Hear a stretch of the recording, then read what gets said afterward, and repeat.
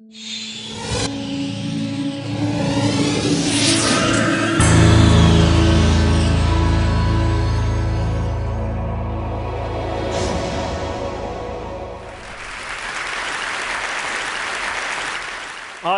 love the internet. It's true. Think about everything it has brought us. Think about all the services we use, all the connectivity, all the entertainment, all the business, all the commerce. And it's happening during our lifetimes. I'm pretty sure that when they will be writing history books hundreds of years from now, this time, our generation will be remembered as the generation that got online, the generation that built something really and truly global. But yes, it's also true that the internet has problems, very serious problems. Problems with security and problems with privacy. And I've spent my career fighting these problems. So let me show you something. This here is Brain. This is a floppy disk, 5¼ floppy disk, infected by Brain.A. It's the first virus we ever found for PC computers. And we actually know where Brain came from. We know because it says so inside the code. Let's take a look.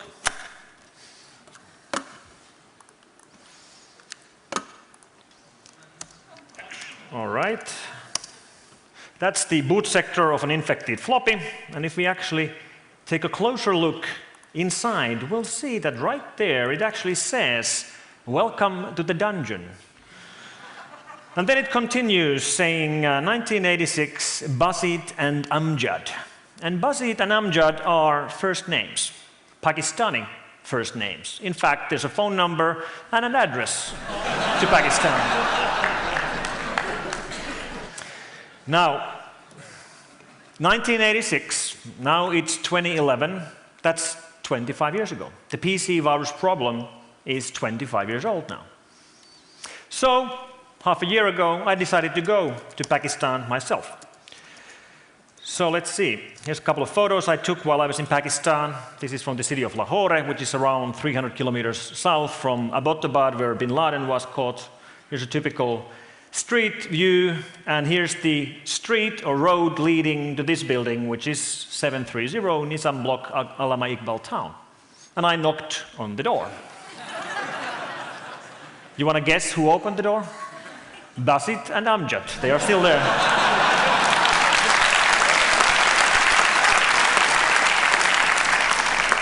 So here, standing up is Basit. Sitting down is his brother Amjad. These are the guys who wrote the first PC virus. And of course, we had a very interesting discussion. I asked them why. I asked them how they feel about what they started. And I got some sort of satisfaction from learning that both Basit and Amjad had had their computers infected dozens of times by completely unrelated other viruses over these years. So there is some sort of justice in the world after all. Now, the viruses that we used to see in the 1980s and 1990s obviously are not a problem anymore. So let me just show you a couple of examples what they used to look like. What I'm running here is a system that enables me to run age-old programs on a modern computer. So let me just mount some drives, go over there. And what we have here is a list of old viruses. So let me just run some viruses on my computer. For example, let's go with the centipede virus first. And you can see the top of the screen. There's a centipede scrolling across your computer when you get infected by this one. You know that you're infected because it actually shows up. Here's another one. This is the virus called Crash, written in Russia in 1992. Let me show you one which actually makes some sound.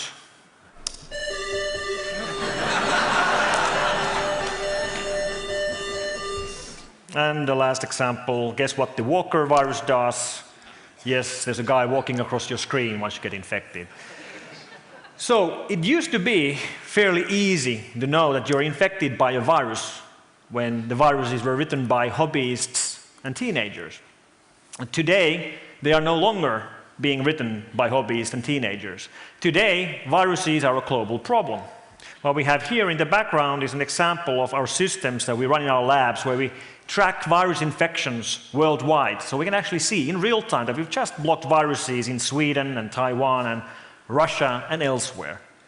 In fact, if I just connect back to our lab systems through the web, we can see in real time just some kind of idea of how many viruses, how many new examples of malware we find every single day. Here's the latest virus we found in a file called server.exe, and we found it right over here 3 seconds ago. The previous one 6 seconds ago. And if we just scroll around, it's just massive. We find tens of thousands, even hundreds of thousands, and that's the last 20 minutes of malware every single day. So where are all these coming from then? Well, today it's the organized criminal gangs writing these viruses because they make money with their viruses. It's gangs like, let's go to gangsterbox.com. This is a website operating in Moscow where these guys are actually buying infected computers. So if you are a virus writer and you're capable of infecting Windows computers, but you don't know what to do with them, you can sell those infected computers, somebody else's computers, to these guys, and they'll actually pay you money for those computers. So how do these guys then monetize those infected computers? Well, there's multiple different ways, such as banking trojans, which will steal money from your online banking accounts when you do online banking, or keyloggers. Keyloggers silently sit on your computer, hidden from view, and they record everything you type. So you're sitting on your computer, you're doing Google searches. Every single Google search you type is saved and sent to the criminals.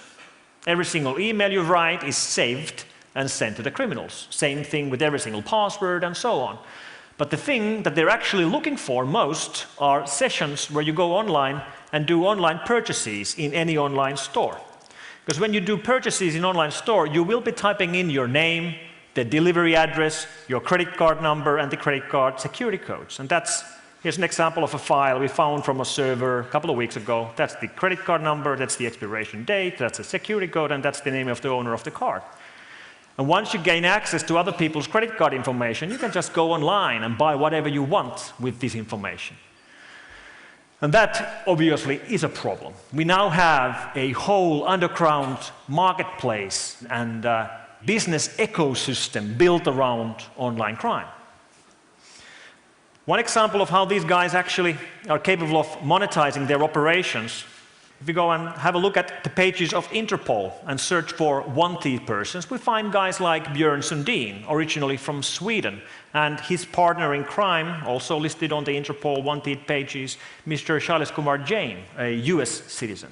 These guys were running an operation called IMU, a cybercrime operation through which they netted millions. They are both, right now, on run. Nobody knows where they are. US officials just a couple of weeks ago froze a Swiss bank account belonging to Mr. Jain, and that bank account had $14.9 million on it. So the amount of money online crime generates is significant, and that means that the online criminals can actually afford to invest into their attacks. We know that online criminals are hiring programmers, hiring testing people, testing their code, having back-end systems with SQL databases, and they can afford to watch how we work, like how security people work, and try to work their way around any security precautions we can build. And they also use the global nature of internet to their advantage. I mean, internet is international. That's why we call it the internet. And if we just go and take a look at what's happening in the online world, here's a video built by Clarified Networks which illustrates how one single malware family is able to move around the world. This operation, believed to be originally from Estonia, moves around from one country to another as soon as the website is tried to shut down. So you just can't shut these guys down. They will switch from one country to another, from one jurisdiction to another, moving around the world using the fact that we don't have capability to globally police operations like these. So the internet is as if somebody would have given free plane tickets to all the online criminals of the world. Now, the criminals who weren't capable of reaching us before can reach us. So how do you actually go around finding online criminals? How do you actually track them down? Let me give you an example. What we have here is one exploit file. Here I'm looking at the hex dump of an image file which contains an exploit. And that basically means if you try to view this image file on your Windows computer, it actually takes over your computer and runs code.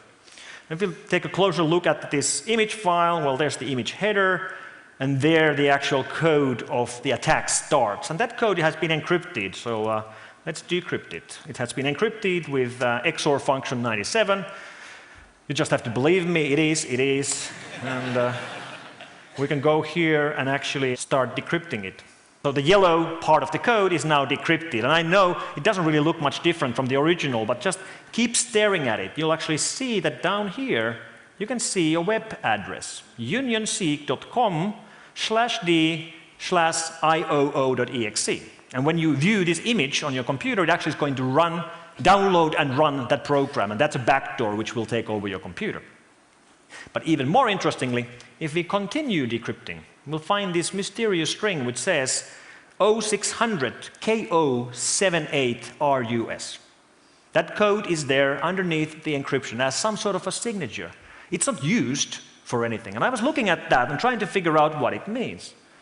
So obviously I Googled for it. I got 0 hits. It wasn't there.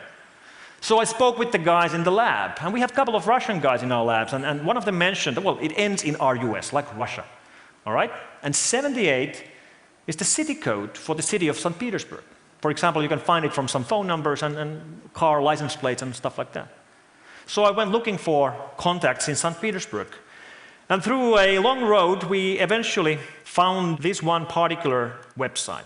Here's this Russian guy who's been operating online for a number of years, who runs his own website, and he runs a blog under the popular Live journal. And on this blog, he blogs about his life in St. Petersburg. He's in his early 20s, about his cat, about his girlfriend. And he drives a very nice car. In fact, this guy drives a Mercedes-Benz S600 V12 with a 6-liter engine with more than 400 horsepower. And that's a nice car for a 20-something-old kid in St. Petersburg. How do I know about this car? Because he blogged about the car. He actually had a car accident in downtown St. Petersburg. He actually crashed his car into another car. And he blogged images about the car accident. That's his Mercedes. Right here is the Lada Samara he crashed into.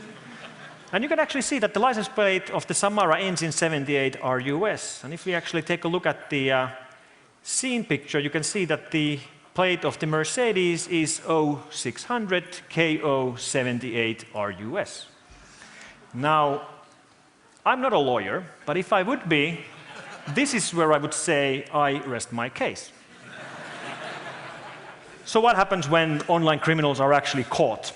Well, in most cases, actually, it never gets this far. Vast majority of the online crime cases, we don't even know which continent the attacks are coming from. And even if we are able to find online criminals, quite often there is no outcome. The local police doesn't act, or if they do, there's not enough evidence, or for some reason we can't take them down. I wish it would be easier. Unfortunately, it isn't. And things are also changing at a very rapid pace. You've all heard about things like Stuxnet. So if you look at what Stuxnet actually did, is that it infected these. That's a Siemens S7400 PLC, Programmable Logic Computer. And this is what runs our infrastructure. This is what runs everything around us. PLCs, these small boxes which have no display, no keyboard, which are programmed, are put in place, and they do their job. For example, the elevators in this building most likely are controlled by one of these. And when Stuxnet infects one of these, that's a massive revolution on the kinds of risks we have to worry about, because everything around us is being run by these. I mean, we have critical infrastructure. You go to any factory, any power plant, any chemical plant, any food processing plant, you look around, everything is being run by computers. Everything is being run by computers. Everything is reliant on these computers working. We have become very reliant on internet, on basic things like electricity, obviously, on computers working. And this really is something which creates completely new problems for us. we must have some way of continuing to work even if computers fail.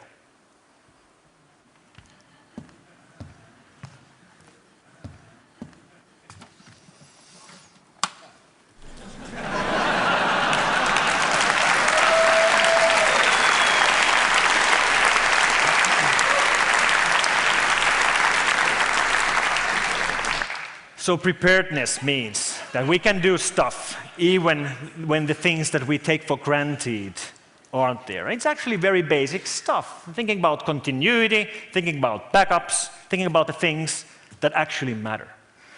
Now, I told you, I love internet. I do. Think about all the services we have online. And think about if they are taken away from you. If one day you don't actually have them for some reason or another. I see beauty in the future of the internet, but I'm worried that we might not see that. I'm worried that we are running into problems because of online crime.